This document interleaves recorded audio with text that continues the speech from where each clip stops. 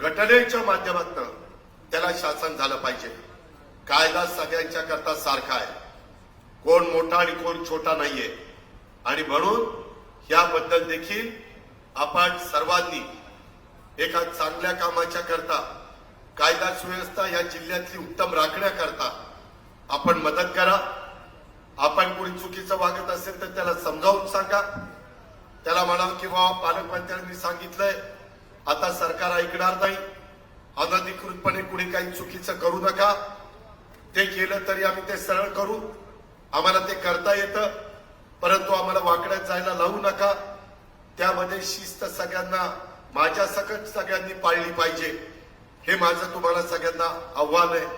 आणि हे सगळ्या गोष्टी करत असताना माझी तुम्हाला विनंती आहे की जर कुणी ऐकलं नाही तर एकदा सांगू, दोनदा सांगू, तीनदा सांगू, नाही ऐकलं तर त्याला मकोका लावू आणि मग चक्की पिसिंग अँड पिसिंग अँड पिसिंग अँड आतमध्ये जाऊन बस।